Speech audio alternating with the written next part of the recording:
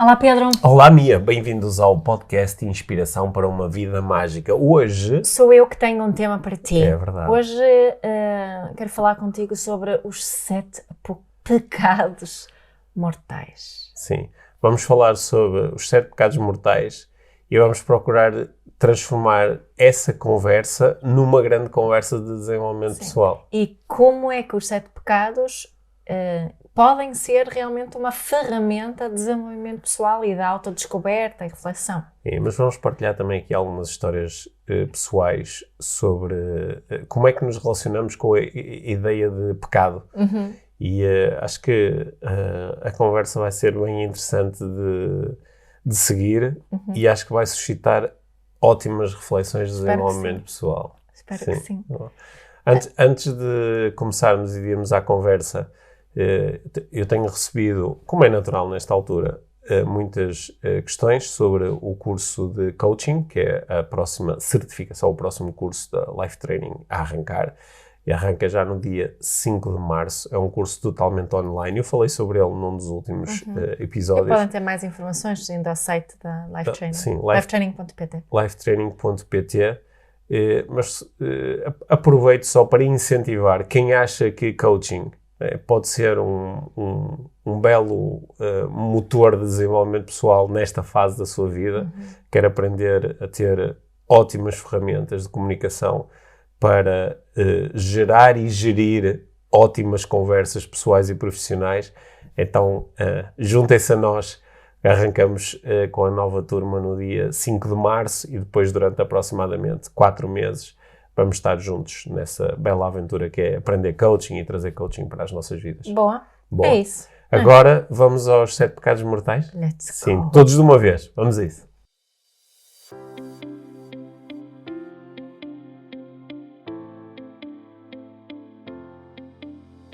Então hoje trago a ti aqui um tema, Pedro, que tem estado nos meus pensamentos estes últimos dias, que são os 7 pecados mortais, os 7 pecados capitais, também se diz em português, não é? Aprendi umas coisas novas sobre os pecados. Sim.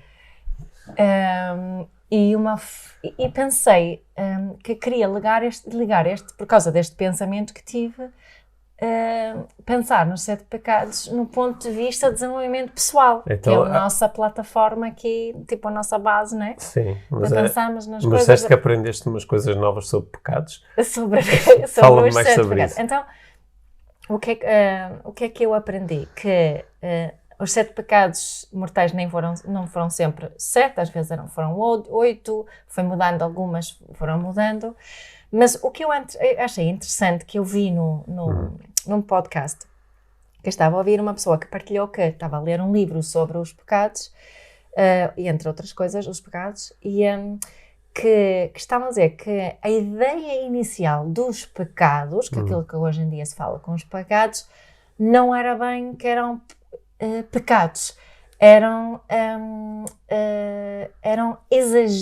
apontar exageros que não deverias fazer, ou pensamentos de alerta que devias de ter dentro do teu sistema, como se fossem um bocadinho de alguns pressupostos de vida. Portanto, em demasia é mau. Eram red flags. Eram red flags, exato. Portanto, a ideia inicial não era que não poderias fazer isso, mas se fizeres demais, é mau.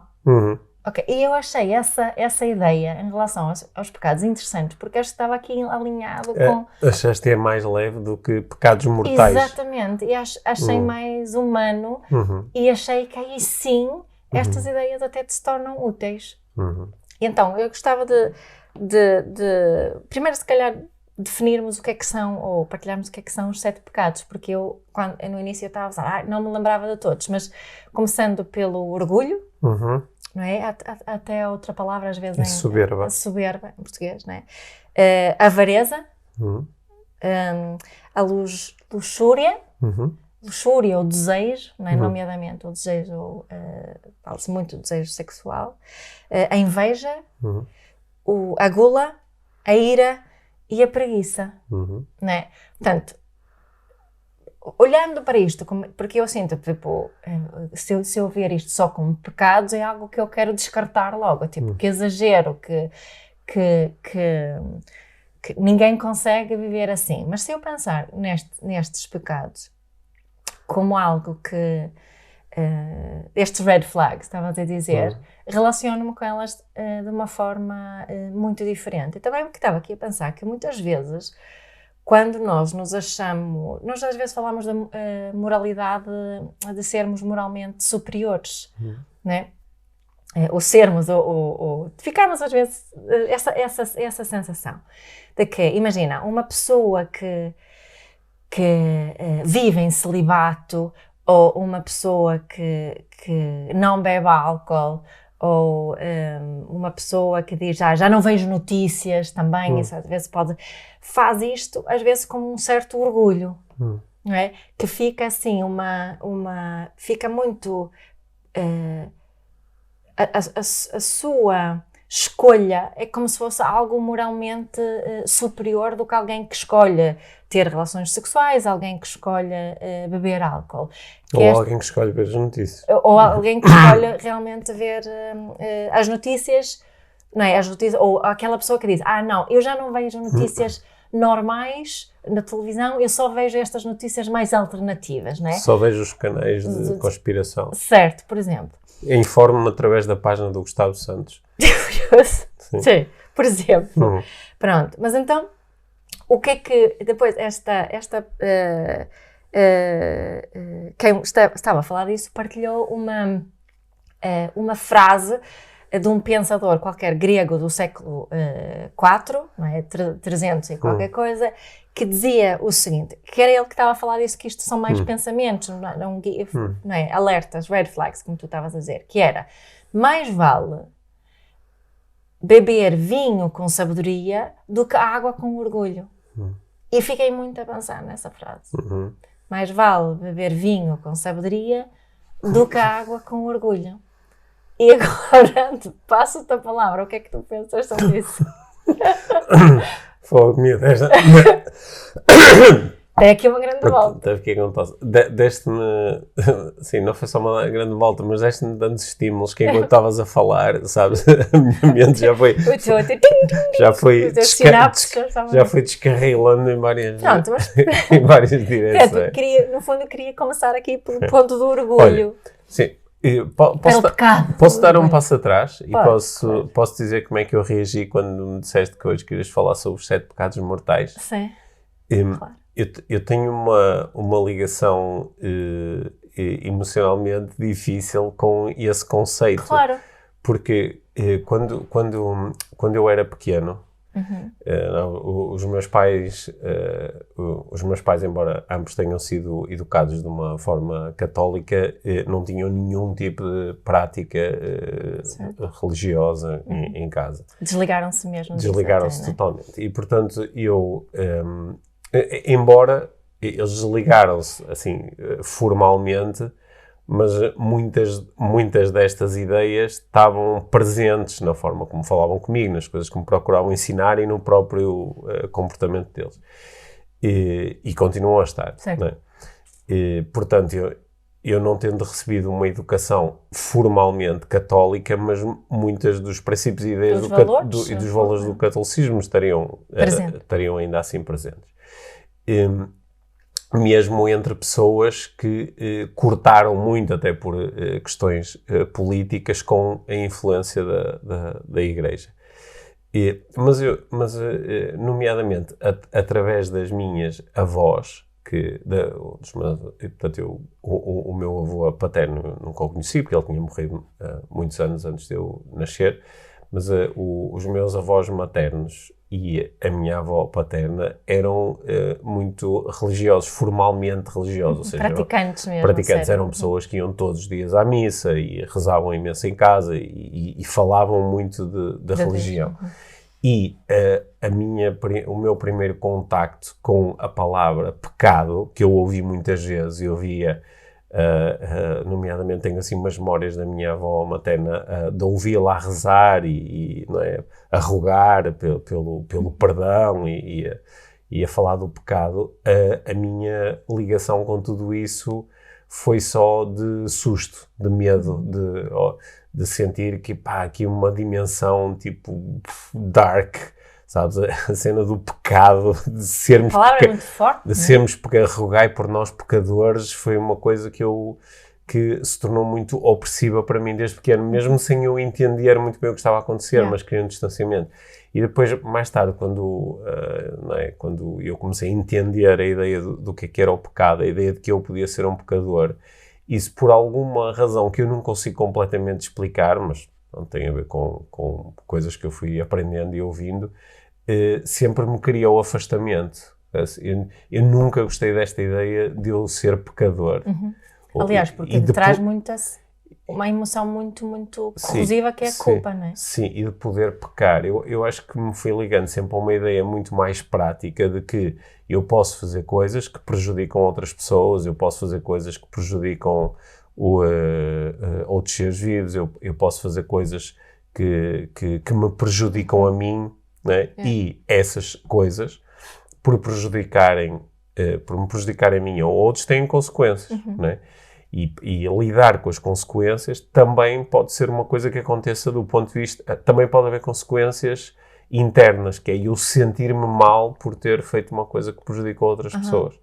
E também podem ter consequências externas, que é eu ter que enfrentar um preço, que pode ser um preço, as pessoas não gostam de mim, ou até tenho que pagar por uma coisa que fiz, ou até posso ter que ser preso, porque socialmente aquilo que eu fiz não só prejudica, como é tido como algo que merece ser, que tem que ser reparado através do meu afastamento da sociedade, ou até porque para proteger a sociedade é necessário fazer isso. Portanto, a minha ligação com esta história do pecado é muito prática, que é o que eu fiz, e que consequências teve e quais são as consequências lógicas que eu tenho que enfrentar. A cena do pecado é diferente, não é? Porque é mais pesada, é mais densa, não é? Eu fiz uma coisa que está fundamentalmente errada, vai para além da consequência, pela sua natureza está errada. E isso é uma coisa que eu tenho mais dificuldade em chegar acho que é um grande motivo de discussão ao longo dos séculos por parte dos filósofos. Também é um grande motivo de discussão dentro da religião, e eu não tenho... Portanto, eu relaciono-me com essa lista que tu me apresentaste, assim, sempre com uma sensação de afastamento. Dito isto, gostei da proposta que fizeste, que é, e se olharmos para isto não como pecados, coisas pelas quais vamos pagar com sofrimento eterno. Sim. Em vez disso, se olhássemos para isto como red flags, como coisas, como sinais, que se eu dou por mim a ser avarento, ou dou por mim a ser invejoso, ou dou por mim a ser orgulhoso, né? Se dou por mim a viver dominado pelo desejo, olhar para isto como sinais de que alguma coisa pode estar desequilibrada dentro de mim. E procurar ou o oposto dessas coisas, ou pelo menos também procurar entendê-las e procurar entender quais são as reais necessidades que estão por detrás desses comportamentos. Sim. Eu estava mesmo, voltando ao primeiro, né, aqui desta questão do orgulho e de mais vale beber vinho com sabedoria do que água com orgulho. O pior de tudo então seria beber vinho com orgulho. Pois é, princípio. E o melhor, água com sabedoria. Sim, é o que eu ia dizer, nós até podemos trocar, não é? Sim. Porque às vezes é isso que acontece também. Mas eu pensei que, pá, eu às vezes faço isso, eu faço algumas escolhas na minha vida em oposição a outras e noto em mim um certo orgulho por fazê-lo. E agora quando estou a pensar nisso, penso que se calhar não é a razão certa, não é a necessidade certa para estar aqui a preencher. Por exemplo, eu sempre fui uma pessoa que né, tive na minha adolescência, não faltava álcool, não faltavam drogas. Eu bebia álcool e dizia sempre que não a drogas.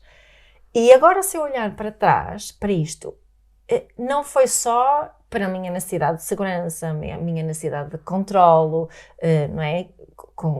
Que se manifestava como um certo receio e medo, falta de previsibilidade que havia. Foi também com uma cena assim de orgulho. Não, eu estou aqui e tomo conta de vocês. Estás a perceber? Estava assim, consigo agora pensar nisso. Quer dizer, isso não foi... Que curioso, não é? Que estou também aqui a dizer que não ao que me estão a oferecer com algum orgulho. Não é só aqui o medo e esta necessidade de previsibilidade e controle e segurança. E depois estava a pensar, quantas vezes é que fazemos isto na vida, não é? E que porque este é tal orgulho que não é muito saudável, que é um orgulho um bocadinho corrosivo também, não é? Tu fazes isso alguma vez? Consegues identificar isso ou não? Não, eu nunca sinto orgulho. E estou muito orgulhoso disso. Sim. Acho que isso tem a ver com as nossas necessidades, Claro. não é?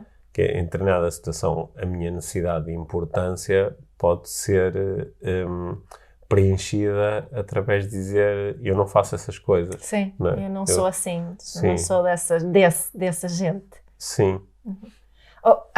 Outra coisa que és mas se calhar, e faz isso às vezes um bocadinho por seres vegetariano, consegues identificar aí nesse, quando diz não como carne. Hoje em dia não, mas no passado. Mas durante muitos anos fiz isso. Aliás, por isso é que eu dizia não como cadáveres. Sim, exato. Também era uma forma de chatear os outros. Sim. Chatear os outros, sim. Mas hoje em dia, embora eu acho que é mais ecológico, ecológico não estou a falar aqui só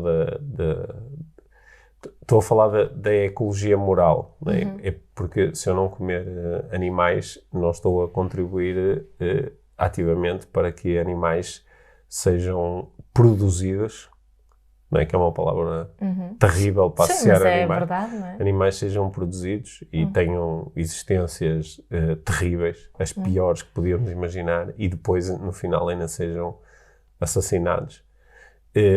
Só porque me apetece ou porque gosto, não é? Porque não há outra razão para além dessa. Poderão existir algumas razões mais do ponto de vista da saúde, da nutrição, que nos mostram que pode ser interessante às vezes comer carne ou peixe, mas mesmo essas não são assim absolutas, porque há pelo menos 1 bilhão de vegetarianos no mundo e parece que eles se aguentam mais ou menos.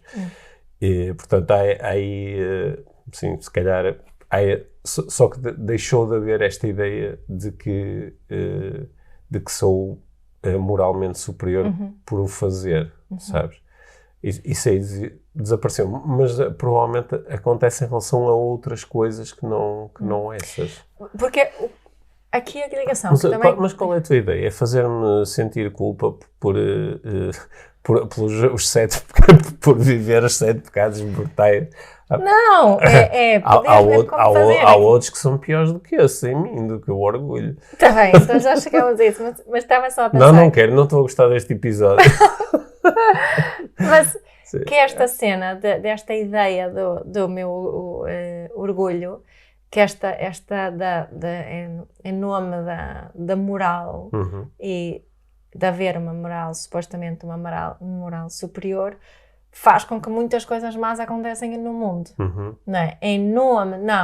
O exemplo Gaza, por exemplo. Não, Israel tem direito de se defender, Hamas fez uma atrocidade muito grande, portanto, o facto de terem morrido 20 e tal mil pessoas,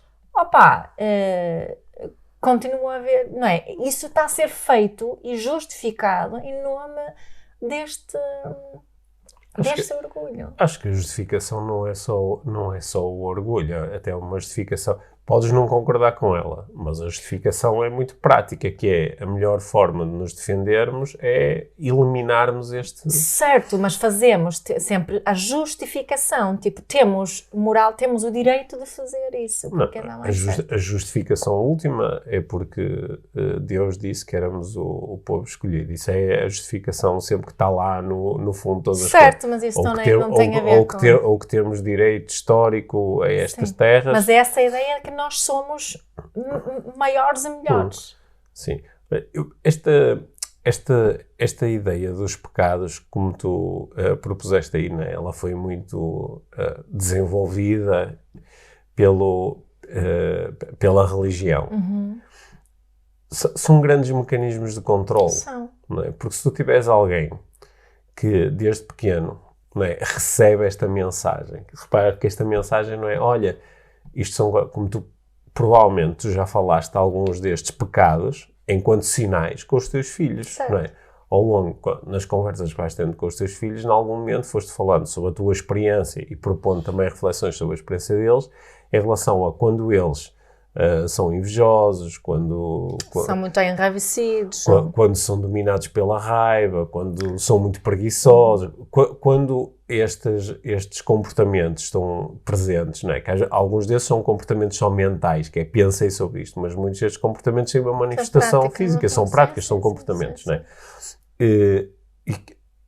Eu acho que a tua conversa é estas coisas têm consequências, não é? O facto de eu tenho um trabalho para entregar na escola amanhã, tenho o dia todo livre, mas opto por estar a brincar e a jogar o tempo todo e depois lembro-me às 10 da noite, quando estou na cama, não fiz o trabalho, não é? Que o facto de eu ter sido... Mas durante o dia tive a oportunidade e pensei sobre isso, mas fui adiante, ou seja, fui preguiçoso em relação a fazer isto. Isto tem uma consequência, não é? Agora, o que tu não incluís nessa conversa são considerações sobre quem tu és. Não é? Tu não dizes tu és preguiçoso, quando muito... Não digo que és um pecador. Sim, e muito menos que, pelo facto de seres um preguiçoso, que isto basicamente condena a tua alma e mostra que és uma má pessoa.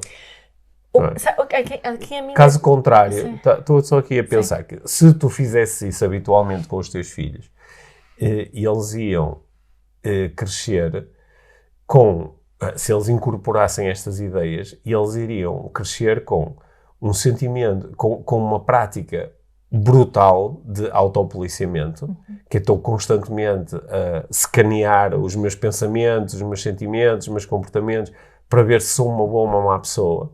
E quando eu for invejoso, ou for orgulhoso, ou for preguiçoso, vou-me punir, vou-me sentir horrivelmente, vou sentir que sou estruturalmente mau, que estou errado, que agora cometi um pecado, que estou condenado ao sofrimento, que não mereço, que sou insuficiente, que sou menos. E isto serve para quê? A parte prática é que isto garante que pessoas que se autopoliciam destas formas têm menos probabilidade de ter certos comportamentos, não é?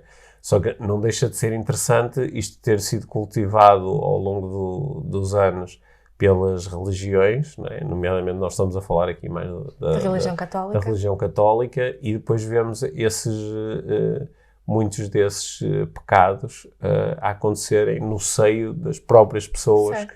Mas é esse que é o problema, não é? Porque isto no fundo, é uma descrição de emoções proibidas. Emoções e sentimento proibidas. Emoções e sentimentos que são um pecado, né? Tem emoções que podem ter também uma expressão prática, física, mas na sua raiz são emoções, certo? A ira é uma emoção, a preguiça, a inveja, a gula, é tudo, não é? São expressões emocionais que estão a ser reprimidas, não é? E acho que só isso já sabemos as eventuais consequências, de não é? De reprimirmos. Até porque um evolucionista estaria aqui provavelmente a propor que se esses estados emocionais, se eles até ao mundo moderno, se eles chegaram, foi com alguma razão ou vantagem do ponto de vista de evolução. Caso contrário, eles simplesmente tinham deixado de acontecer. E, portanto, tu podes refletir sobre essas coisas e refletir sobre, ok, o que é que eu ganho do ponto de vista prático. Certo. Agora, ignorando as questões morais, não é? Porque agora tínhamos de ter aqui uma discussão sobre para que é que a moral serve do ponto de vista evolucionista. Mas, de um ponto de vista simplesmente prático, tu consegues imaginar o que é que eu ganho em ser orgulhoso? O que é que eu ganho em ser invejoso? O que é que eu ganho em ser preguiçoso? E, quer dizer, consegues explorar e perceber que há alguns ganhos. Caso contrário, essas coisas simplesmente não existiam, não é? Portanto, nós estamos a tentar condenar coisas que não só acontecem de forma natural e talvez coisas que nós, na realidade, nem conseguimos evitar. Exato. Porque se tu olhares para esses 7 pecados mortais, tu já os praticaste a todos, não é já? Óbvio, é isso que estou a dizer. Muitas vezes. É impossível haver alguém que nunca tinha sentido ou praticado algum destes supostos pecados. E a minha teoria, imagina se, em vez disso, há milhares de anos, desde o século IV, por aí, que seja origem, isto não tivesse sido falado como pecados, mas como red flags, como tu estava a dizer. Atenção quando estás a beber água com muito orgulho, o que é que realmente está a passar? Ou quando estás a achar um bocadinho que és o maior, se calhar era bom seres um pouquinho humilde. O que é quando estás aí, tens muitas coisas, tens um campo para cultivar, mas estás só a brincar ao lado...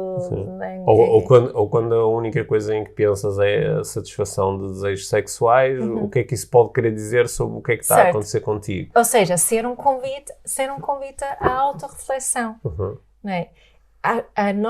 Aquilo que tu relataste aqui sobre a tua relação com os 7 pecados, provavelmente teria sido muito diferente. Se calhar teria sido, olha, realmente a forma como as minhas avós me falaram disso ajudaram-me muito na minha vida. E eu acho que não só sou uma melhor pessoa, mas sinto-me melhor comigo com isso. Porque, não é? Porque quem se sente bem por estar a agir, não é? Não cometer os 7 pecados, em princípio está a cometer o primeiro pecado, não está? Sim.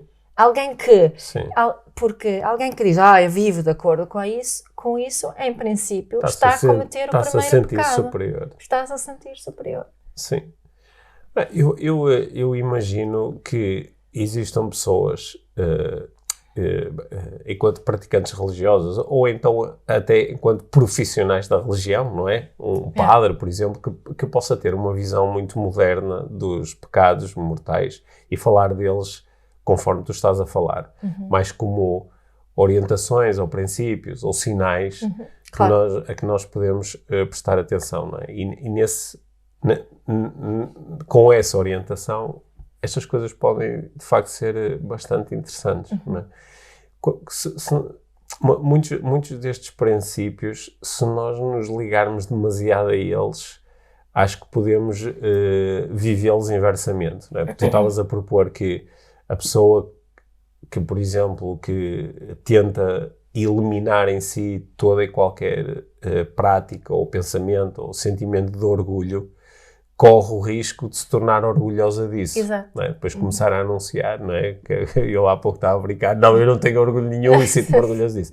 Mas isso pode acontecer com todas as outras coisas. Por exemplo, a pessoa que nunca cede ao desejo, no fundo, é dominada pelo desejo de não sentir desejo, ou pelo desejo de nunca ceder ao desejo. E, portanto, isso também é um desejo. Portanto, todos esses pecados, tu podes dar-lhes a volta, não é? E mostrar que a pessoa que se foca tanto no não cair neste pecado, pode cair nele paradoxalmente. Enquanto que se nós olharmos para isto mais como sinais que nós podemos, olha, está aqui um sinal de alerta, que é, eu tenho inveja do meu amigo na escola que consegue tirar melhor notas do que eu, não é? Ou eu tenho inveja, olha, quando eu praticava desporto de equipa, tenho inveja do meu colega que recebe mais atenção do treinador do que eu, ou que consegue desempenhar um gesto técnico melhor do que o que eu consigo, ou sinto-me dominado aqui por um treinado desejo. não é? Ou tenho uma dificuldade enorme em realizar determinado tipo de tarefas, estou sempre a procrastinar. Não é? Se eu olhar para essas coisas como sinais de que, ok, pá, eu estou a ser preguiçoso, mas porquê é que isso no fundo é um problema para mim? Porque podia não ser, não é? Sim, há momentos em que não é, Que não efetivamente. é. Há momentos em que tu és indolente, não fazes nada e isso não é um problema para ti. Aliás, até vais ao Instagram e dizes dolce fare niente, não sei o quê, isto é que é vida, não sei o quê. Mas há outros dias em que te punes um bocadinho por isso. Mas eu acho que se a punição não for moral, não é? Sou uma má pessoa, mas for mais um refletir sobre as consequências práticas disto. Olha, como eu fui preguiçoso e não fiz esta tarefa, agora vou ter que falar com uma pessoa para me dar um prazo estendido, ou agora vou ter que pagar mais por causa disto, ou agora vou ter que estar aqui até às 2 da manhã a terminar uma coisa quando podia estar a descansar e ter feito isto tranquilamente antes. E acho que e aí até posso entrar num processo mais assim simples de coaching, que é, olha, na próxima vez não quero lidar com esta situação. Na próxima vez quero entregar as coisas dentro do prazo. Ok, então o que é que eu posso fazer? E posso entrar assim numa exploração bem prática, sem este peso da moralidade. A proposta aqui também é um bocadinho de que existe aqui uma ferramenta de desenvolvimento pessoal que pode ser utilizada se não chamarmos a esses pecados, não é? Pode ser eu durante um período posso descobrir muitas coisas interessantes sobre isso, como eu fiz agora em relação a esta questão do orgulho só nestes dias. Que curioso, isso é uma coisa que noto que está presente em mim e que não é bem assim que eu gostava de falar sobre as coisas ou escolher, não são bem essas as necessidades que eu gostava de preencher com esta escolha que estou a fazer, ou esta forma de falar sobre as escolhas que fiz, não é? Isso é para mim, daquilo que eu quero para mim, para a minha vida, a pessoa que eu quero ser, é importante. E descobri isso pensando neste pecado, entre aspas, e podemos ver isto nas outras também, não é? E acho que gosto desta tua proposta não é, de red flag e de reflexão sobre a consequência de uma certa prática. Sim. Não achas também que ao apelidarmos estas coisas de pecados e lhe darmos essa força e esse significado todo, não acabamos também às vezes por ativar um certo desejo de transgressão? Claro. Um certo desejo de liberdade. Óbvio. Não é? Porque todos estes pecados vão diminuir imenso o número de possibilidades que eu tenho. Até porque estes pecados, eles também podem, depois tu podes olhar para os pecados de uma forma assim um bocadinho mais restrita, ou até assim, sabes, mesmo coerciva, de que tudo é um pecado, não é? Porque tu podes chamar de gula, do pecado da gula, a pessoa que todos os dias come quantidades industriais de comida, mas também, olha, eu no outro dia nós íamos tomar café e meio da tarde e eu depois do almoço tinha comido uma sobremesa e quando fomos tomar café eu olhei para os pastéis de nata e tive uma vontade em que disse, apetece mesmo comer um pastel de nata e depois tive assim não é, discurso interno de caramba, já comi uma sobremesa aí há 2 horas, não é? Não é que o meu corpo está a necessitar agora disto enquanto alimento, mas tenho mesmo muita vontade de comer o pastel de nata. Então decidi comer o pastel de nata com sabedoria. Mas olha, eu tenho um exemplo. Sou mesmo bem o raio do pastel de nata. Sim, acredito. Sim. Eu tenho assim um exemplo de quando eu pratico o pecado de gula e que as consequências não são nada boas. Que às vezes quando jogo o paddle e vem assim uma bola quase boa e decido tipo mandar assim uma pancada com mais força que se eu não tivesse gulosa não teria feito aquilo e a bola teria sido muito melhor. Isso é gula ou é só uma má decisão? Eu sinto em mim que aliás, eu digo isso às vezes que gulosa, sim, a sensação é essa e corre mal, portanto. Ou estás mais Mas lá está, uma situação tão simples como essa, não é? Uhum.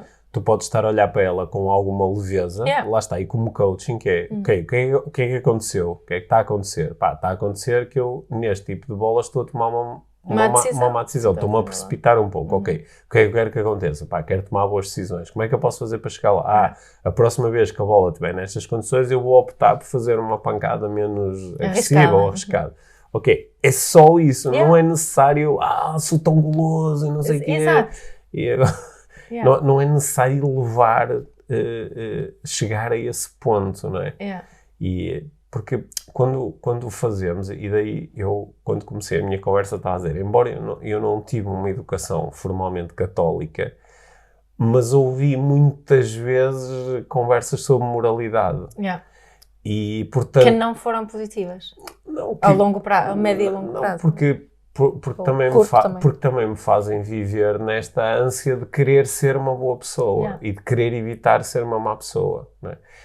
E foi através mais das nossas conversas, tudo o que eu fui lendo, de ler mais sobre filosofia, de entender a subjetividade destes códigos todos, porque estes códigos, eles nem são biológicos, ou seja, estes códigos, eles não vêm impregnados em nós quando nós nascemos, embora alguma informação possa ser transmissão genética, mas eles são sobretudo códigos que nós criamos para e com o fim de nos protegermos, de aumentar o controle, a segurança e a previsibilidade, não é? E que parece mais fácil viver em sociedades que vivem de acordo com estes pecados. Que é, se tu fizeres alguma coisa que é uma transgressão destas regras ou pseudo-regras, então estás condenado a sofrer para sempre, não é? Aliás, se os pecados forem levados muito a sério, nem esperamos depois pelo afterlife, matamos-te já, não é? Ou prendemos-te já, ou fazemos-te coisas más já, que é para sofrer já. Só que as experiências que nós temos ao longo da nossa existência humana, sempre que se procura implementar estas ideias, a existência humana não se transforma numa coisa harmoniosa, frutuosa, pelo contrário, transforma-se numa coisa horrível, onde em nome do bem se está quase sempre a praticar o mal. Não é?